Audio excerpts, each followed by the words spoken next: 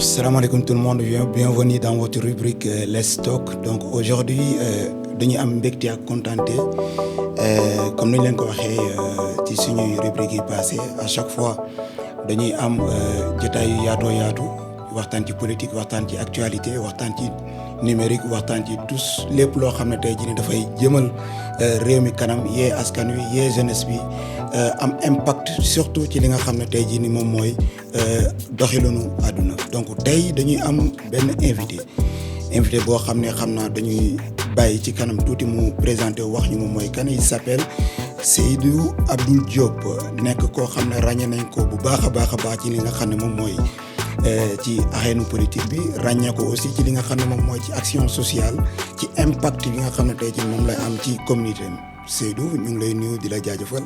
di la dalal jàmm ci suñu émission Let's Talk ñu bàyyi la nga présenté wu. jërëjëf sëñ Fallou maa ngi lay nuyu di la siyaar di rafetlu invitation bi comme ni nga ko waxee ñun ñu ngi tudd Seydou Abdoul Diop donc doon ndaw sénégalais juddoo Dakar màggee Dakar waaye di identifier suñu bopp comme un enfant de la campagne un enfant du Sénégal donc boo xoolee ñun li ñu toog Dakar wala li ñu toog Mbour lu néew la. temps bu gën a bëri liñ koy passé ñu ngi koy passé suñu village d'origine mi ngi tudd Oréfondé nekk ci région de Matam donc man foofu laa gën a bëri lu may passé sama temps di ko passé ak mbokk yi di ko passé ak am di jàmm yi donc Seydou ndaw la sénégalais di identifier boppam comme ku bokk ci dëkku Sénégal ak goxu Sénégal yëpp boo jëlee Casamance ba Saint-Louis nga tàbbee Dakar jëm ba Matam donc dëkk boo ñëw rek Seydou mën na ne foofu la dëkk di rafetlu waxtaan bi di ñaan sunu borom itam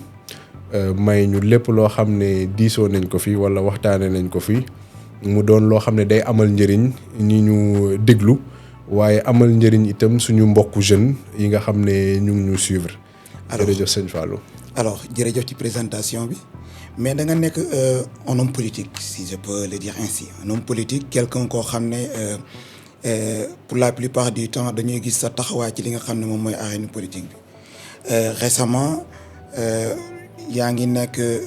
ci comité directeur je ne sais pas si je peux m'exprimer ainsi de la coalition Diomaye Président. Alors dañuy ñëw ci actualité démb mu def li nga xam ne moom mooy discours à la nation alors lan nga ci gën a jàpp. Est-ce que le bilan du président Diomaye présentement nekk na bilan boo xam ne voilà nit mën na cee dut baaraam. alors jërëjëf donc comme ni nga ko waxee man je fais partie de la conférence des leaders de la coalition Diomaye Président membre du pôle des débatteurs et de l'équipe de communication de la coalition di nuyu superviseur général docteur Aminata Touré di nuyu l'ensemble des leaders de la coalition Diomaye Président. balaa may ñëw ci ki nga xam ne moom moo jiite coalition bi muy le président de la république kooku nuyoo spécial lañ koy jagleel ak encouragement ak félicitations cela me mène directement au commentaire de son discours de son adresse à la nation bi nga xam ne def na ko démb waaye ñu bëri boo seetaanee plateau yi ak waxtaan yi ñu bëri ci chiffres yi la ñu cantonné wu waaye man li ma gën a marqué ci discours bi démb maa ngi koy wax am na ku ma doon waxtaanal ma ne ko mettez le curseur sur une phrase plus jamais de violence à l'endroit des femmes ne sera tolérée dans la République. man discours boobu noonu man phrase boobu en fait man passage boobu mooy sama point clé ci discours président de la République parce que tey ku ne femme ne enfant ne nation donc place bu mu jagleel jigéen ñi ba jël temps am ci discours adresse à la nation am jël seen défense ba pare xeex walla wax lépp loo xam ne wàllum féminicide la mu dàq ko ne waratul am ci république bi man loolu laay gën a rafetlu ci discours bi. heureusement ba bi nga ko waxee nee nga homme politique parce que moi je n'aime pas le mot politicien. man du ma politicien mais j'apprécie bien le mot homme politique. parce que homme politique ñëpp ay homme politique lañ yonent bi sax sallallahu alayhi wa sallam homme politique la parce que si li mu doon def ci doon def politique. politique saltewul waaye ñi koy def bu fekkee am na jikko yoo am nga koy defee noonu yenn saa yi mooy tax ba ñenn ñi di si politique waaye politique lu noble la. Étymologiquement c'est l'art de gérer de la cité. Tout à fait. Président de la République doon koo xam ne ñaari at la fi def ñaari at yi sax daanaka matagul waaye mu def fi loo xam ne mën nañ ci duut baaraam. Avant le mi-mandat il a un bilan élogieux qu'on peut défendre partout. Format plateau bi def na du débat contradictoire mais je pense que bu nekkoon débat contradictoire avec d'autres personnes dañu nekk totalement à l'aise pour parler du bilan avant mi-mandat wu président de la République. Cela n'empêche pas aussi bon ñu ñëw taxawaayu voilà. Comme ni ko askan wi di xalaatee parce que la plupart ils se disent que ni il a un bilan immatériel. La plupart loolu la ñuy wax na il a un bilan immatériel bien vrai que bon ak réforme yi ñu gis ci côté justice bi et tout mais amul dara loo xam ne tey teg na ko loo xam ne nit mën na cee dut baaraam wala nit mën na cee teg loxo donc côté boobu noonu. Parlant d'un bilan loo xam ne tey jii nii voilà c'est élogieux. Est-ce que doon ci leeral bu baax a baax. Alors xam nga sénégalais dafa tàmm moom faw mu gis mu jukk carrément mu foog mu jàpp ni mbir maa ngi am jëmm wala mi ngi tàmm maanaam boo demee sax ci say koñ wala boo demee ci koñ yi boo gisee kuy fondation du ñu fulaal torop li muy def te fondation moo yor bâtiment. mooy sookul bi quoi. daanaka yow bu fekkee da nga fekk situation bu xaw a complexe nga fexe ba stabiliser cette situation là nekk di xool nan nga améliorer conditions de vie wu sénégalais yi donc yow yaa ngi ci fondation. Le président il ne travaille pas pour un mandat il travaille pour une génération boo xoolee président lépp lu muy def wala lépp lu mu nekk di wax inscrire ko ci mandat il te parle de 2034 il te parle de 2050 et au-delà c'est-à-dire il ne travaille pas pour un mandat il n'arrête pas sa vision sur un mandat mais sa vision s'étend sur une ou deux générations à venir au-delà même de l'immatérialité que certains soulignent de son bilan man jàpp naa ni c'est au-delà même d'un bilan immatériel bien vrai que ni l'immatériel compte parce que il faut nga théoriser nga conceptualiser pour mën a gis lu matériel balaa may ñëw exactement ci chiffres yi ma la bëgg jox ñu duut ci baaraam après di nga ma wax est-ce que c'est immatériel wala c'est pas c'est matériel parce que loo xam ne nee nañ la defar nañ lii nga mën ñu ne la fii lañ ko defar boo demee di nga ko fa fekk donc je pense que loolu du nekk immatériel boo jëlee ay dëkk yu bari surtout les pays de l'Asie il y a en 1960 am na ci dëkk Asie yoo xam ne Sénégal moo leen rawoon mais tey raw nañ dëkku Afrique yëpp amul dëkk Afrique boo xam ne raw na pays asiatique yooyu noonu loolu lan moo tax ñu àgg ci niveau boobu noonu éducation moo tax te éducation c'est immatériel dinañ la ne waaw éducation kenn du ko lekk éducation doo ko def sa saak wala éducation mais éducation moom moo tax dëkk yooyu àgg ci niveau yi ñu àgg tey su ma la nee 2400 salles de classe su ma la nee plus de 100 ambulances 34 postes de santé 8000 enseignants 500 enseignants chercheurs recrutés 8 ISEP xam nga Sénégal on a une opposition qui a montré ses limites c'est-à-dire montrer ses limites mooy booy wax pour wax yaa ngi yàqal sa bopp. Hier sur la TFM il y a quelqu'un qui a donné des chiffres yoo xam ne sur la dette publique kooku dañ ko waroon convoquer interroger ko parce que li mu def diffamation la ndax keneen su ko déggee dina jàpp ni loolu moo am te amul te ñooñu dañuy woowee seen bopp ay intellectuel parce que intellectuel booy wax da nga war a wax loo xam ne am na bul def mystification wala enfumage bu la nit ñi déggee jàpp ni waaw juste parce que da ngay politique tere warul tere nga gis loo xam ne c'est réel wala loo xam ne am na nga dut ci baaraam sànq maa ngi la naan 2400 salles de classe plus de 8000 enseignants 8 ISEP yu bees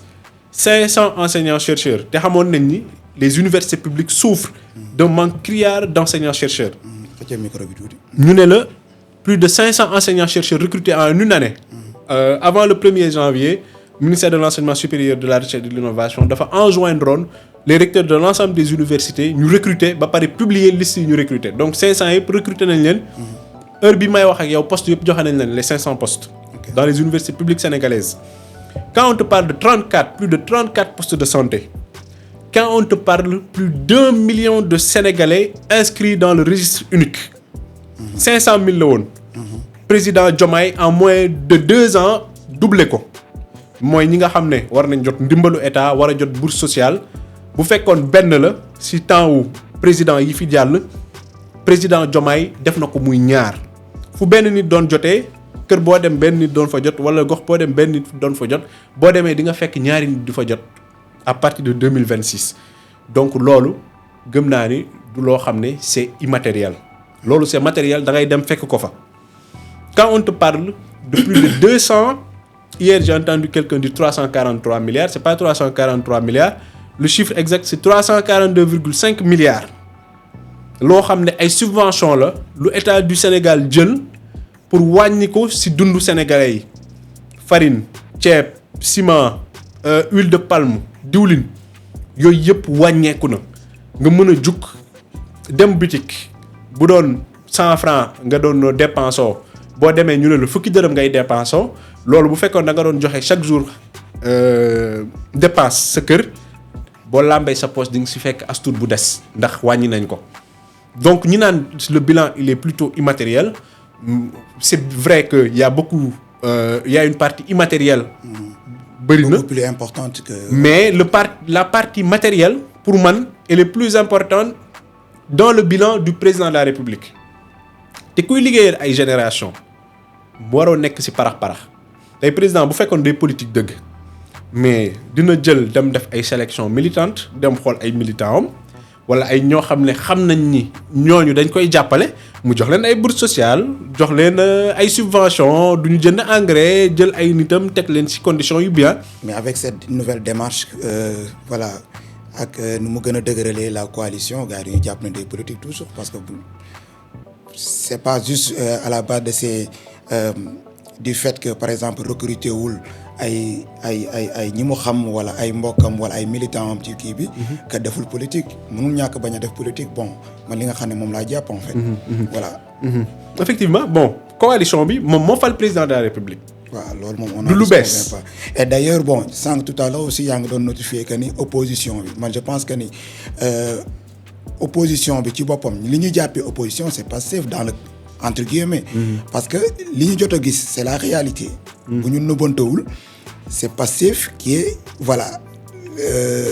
l'opposant du régime en place en quelque sorte. loolu ban jàngat nga ci am. alors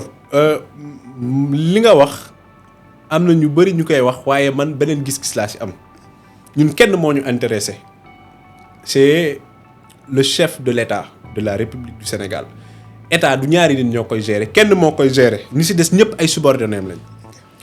La République du Sénégal est dirigée par le président de la République Bassirou Diomaye Diakhar Faye. C'est vrai que mën nañ wax gouvernement wu premier ministre Ousmane Sonko parce que ministre yëpp moom mooy seen jëwriñ te loolu ndombol tànk boo xam ne président de la République moo ko jox muy liggéeyal président de la République di liggéeyal askanu Sénégal di liggéeyal Sénégal donc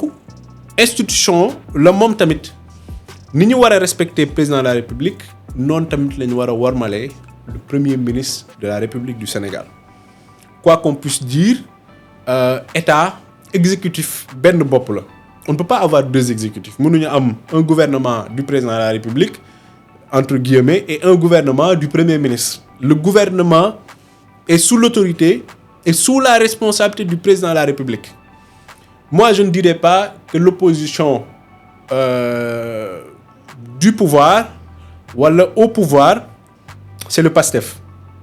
parce que le président de la République jusqu'à preuve du contraire est un militant du PASTEF bu fekkee nag dañ ko dàq man yëguma ko bu fekkee nag dafa démissionner man yëguma ko c'est vrai qu'il a démissionné de ses fonctions de secrétaire général en tant que secrétaire général mais il reste membre simple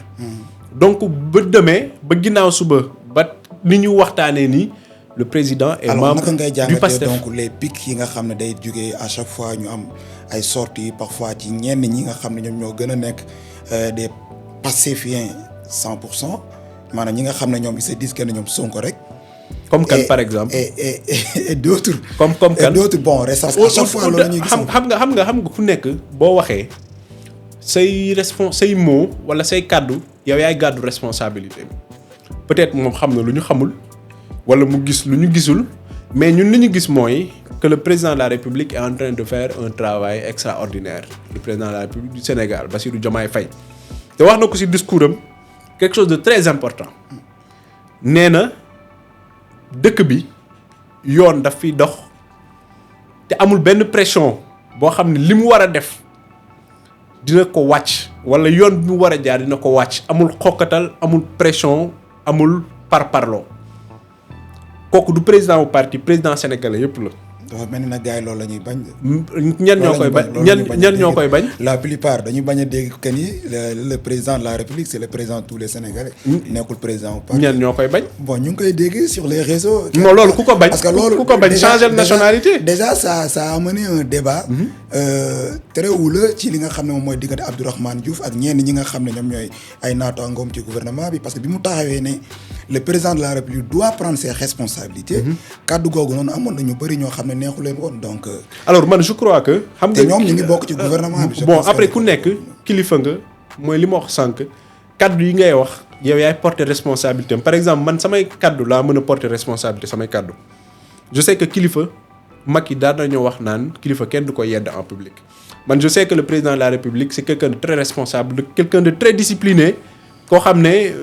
du xaar ñu ko naan jëlal sa responsabilité wala defal lii wala defal lële léegi nag day am ñoo xam ne dañu wax pour defar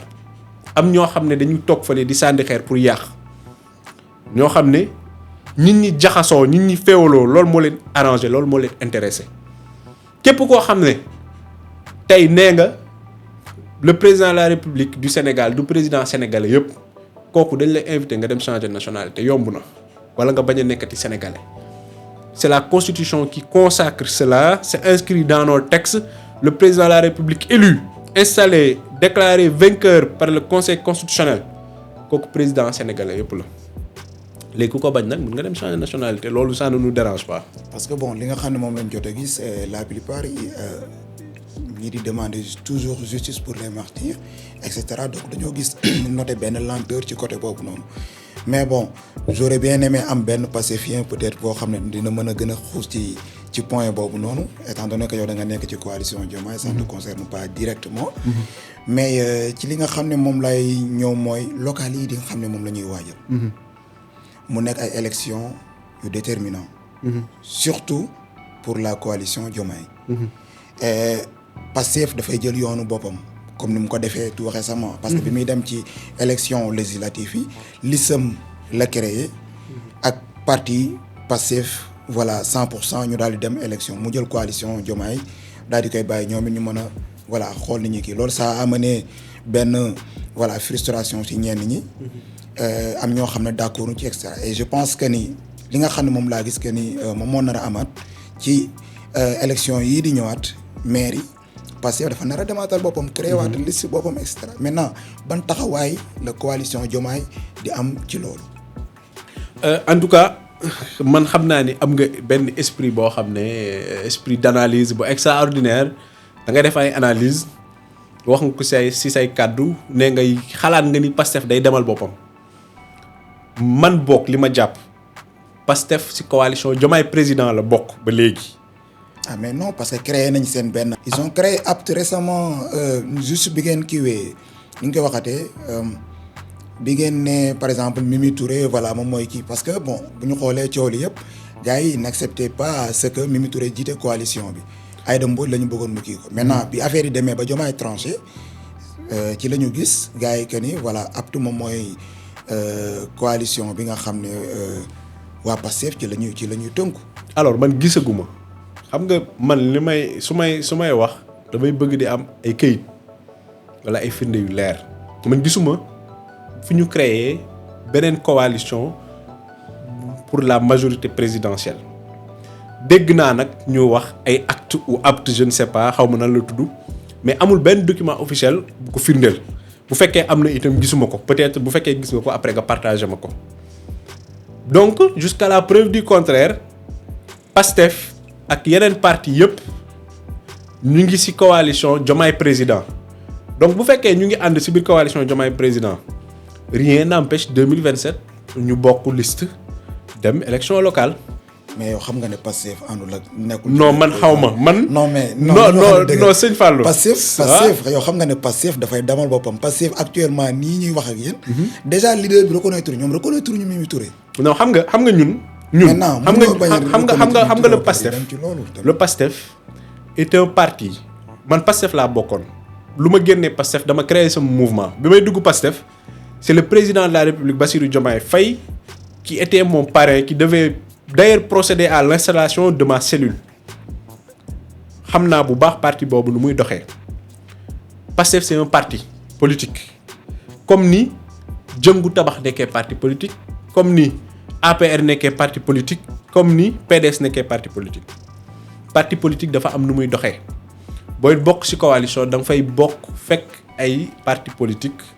fekk fa ay mouvement c'est vrai que macha allah politiquement am nañ doole comme parti yu bëri itam nu ñu amee doole donc bu fekkee entité politique la bu jël décision demal boppam loolu dañ koy respecter parce que ñun ay mouvement la ñu yor keneen yor parti politique am ñu booloo bokk coalition pour jàppale président de la République. d'accord léegi ñoom bu fekkee ngeen am par rapport à ça par rapport ak élection yi di ñëw. Diomaye président en tant que Diomaye président ma jàpp ni Pastef ci la bokk comme parti yëpp ak comme coalition yëpp dañ koy préparer comme ni ñuy préparer élection yëpp. parce que 2027 doon na année bu déterminante élection yu am 2027 bu fekkee day am. mais nattukaay la pour Diomaye. nattukaay la pour ñëpp du pour Diomaye président Diomaye kese. non bu dee Pastef déjà montré ses preuves xam nañ dayo bi nga xam ne moom la am mais Diomaye président bi nga xam ne moom moo commencé di defaruwaat je pense que ne nattukaay bi moom la gën a. alors en terme de collectivité territoriale élection yi ñu mujj. jàll bu fekkee élection locale la quoi pour fal ay maire localité yu ci bëri escarcelle yeneen parti la nekk. plus de 250 localités on est à plus de 540 et quelques communes et des conseils départementaux yu ci bëri nekkul ci escarcelle actuelle coalition de la majorité présidentielle. léegi nag nattukaay la pour ñëpp te je pense que lii président de la République nekk di def li mu commencé di def gage d'espoir la gage de bonne foi la pour mën a taataan baatu askan wi. ma yokk ci leneen élection bu nekk dafa am réalité am élection présidentielle dafa am les réalités am élection législative am réalité am élection locale am réalité am je suis dans la coalition Diomaye président mais j'enjoins à l'ensemble de mes compatriotes et concitoyens élection locale bu jotee muy man di keneen ak keneen nañ xool ku gën ci gox bi xam nga loolu du waxu politicien du waxu homme politique du wax. mais Pastef ñoom Sonko ku mu tànn rek ñëpp topp. ñoom responsabilité citoyenne la xam nga am na ñu fi tànn. waaw bëri am na ñu fi tànn est-ce que tu penses que les Sénégalais vont parce que am na ci maire yu bëri yoo xam ne tey jii nii seen gox bu démb doon tey gars yi. ma daanal. du ma laam-laame Ahmed Aïdara ak Guédiawaye. non man damay citer parce que li may wax mais xoolal Guédiawaye fu mu nekkoon ak fu mu nekk tey. moom animateur la bëgg doon loolu la bëgg kay. léegi bu fekkee animateur la bëgg doon na démissionné dem toog rajo wala télé di wax. mais ay junni nit mënuñ la jox mairie. jeunes yi pare soxla seen stade soxla na ne nekk leneen yow boo yeewoo fajar ba jant bi fenk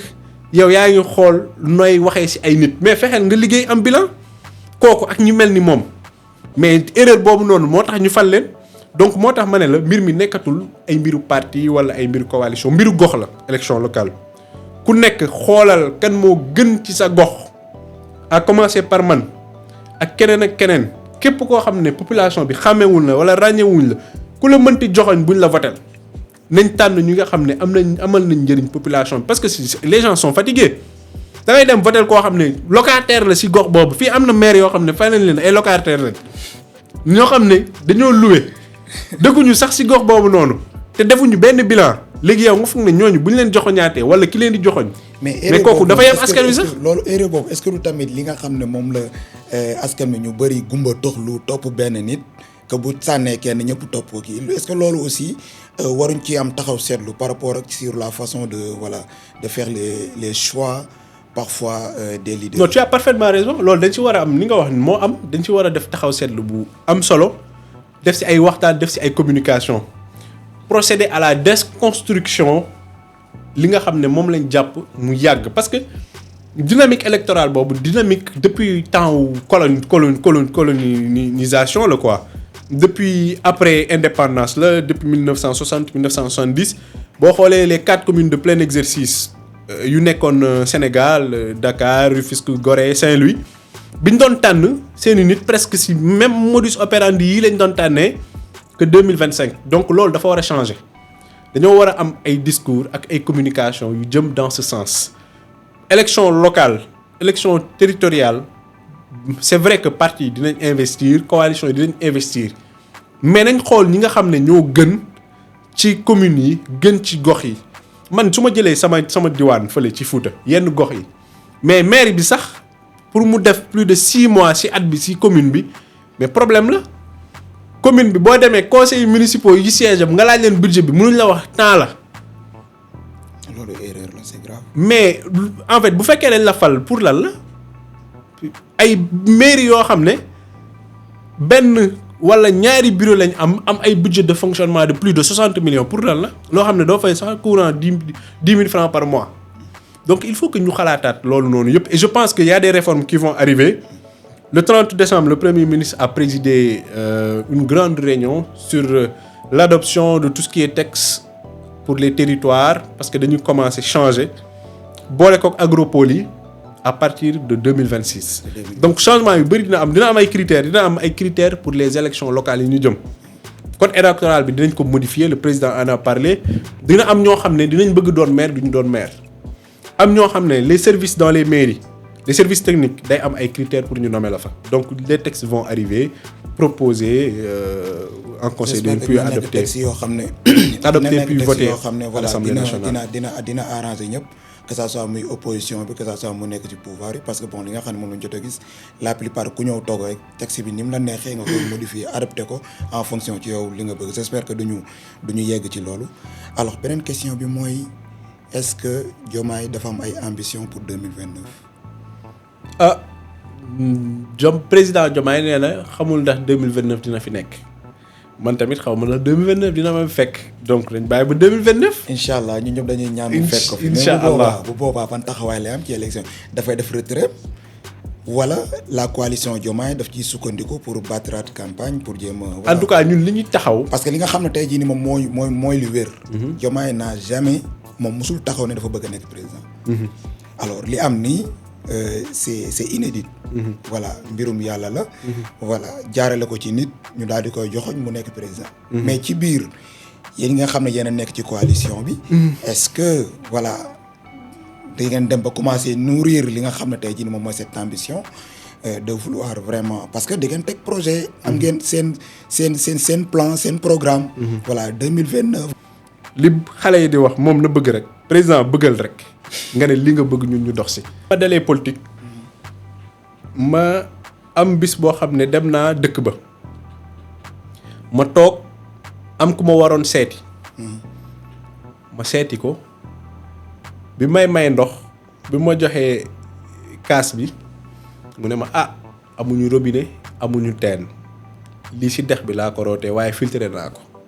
ma jël naan mais bi ma demee ba toog. jàkkaarloog butéelu ndox gis frigo bi ubbi ko ndox bi sedd di génn ma xel di naan sama xel dafa dem ci moom ma ne est-ce que man war naa toog fii xam ni ñee ñu ngi dund situation yu compliqué te man su ma ci xaree sama tànk tubéy loolu dina changer am ñu xam ne dañuy war a am ay doom walla wasin dañuy décédé ci yoon bi ci charrette lañ leen yóbbee parce que amul ay ambulance donc man loolu moo tax ma def sama transfert d'activité sociale et politique sama dëkk. dañoo commencé di jàppalante ak ñi fa nekk parce que jàppale nit suñu borom rek moo ko mën kenn mënu ko. ñu jàppalante suñu biir suñu borom di ñu dimbali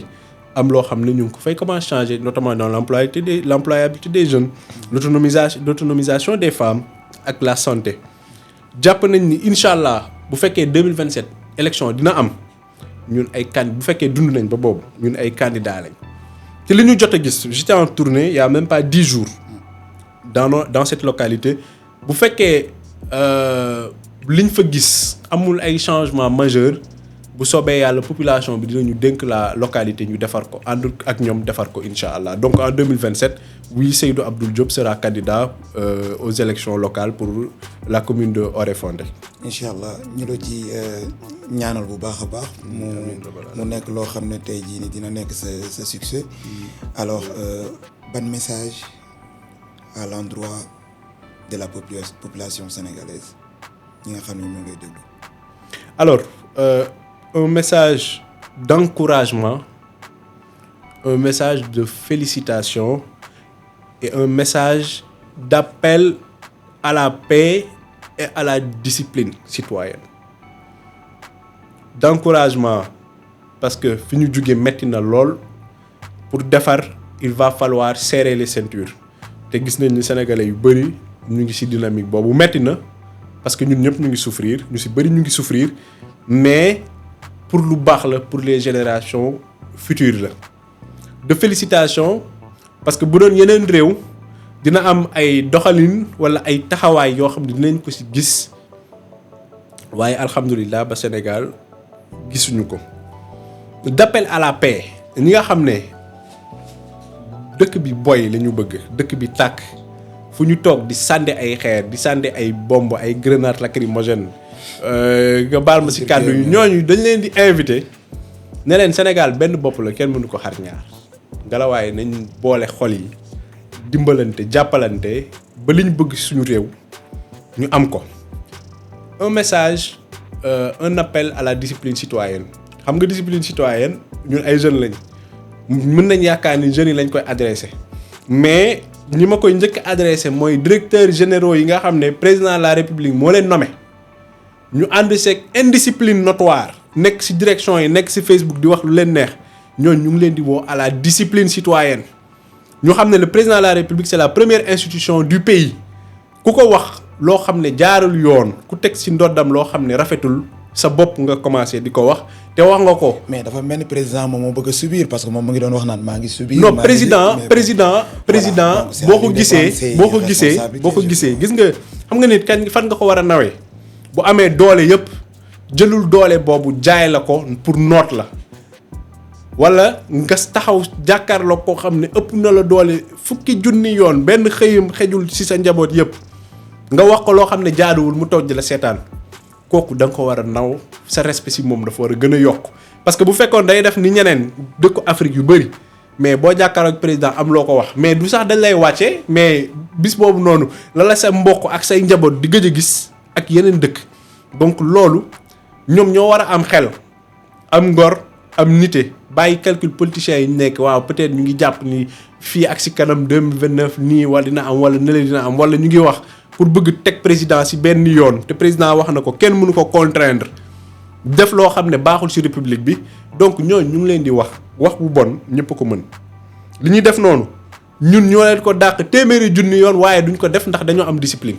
Donc il faut que ces gens-là soient disciplinés, respecter la première institution du pays, respecter Sénégalais te ñu dem liggéey. Seydou Diop ñu ngi lay gërëm di la jaajëfal ci entretien bi. man maa lay gërëm di la jaajëfal sëñ Fallou merci beaucoup. Merci beaucoup alors on se dit à la prochaine incha allah merci.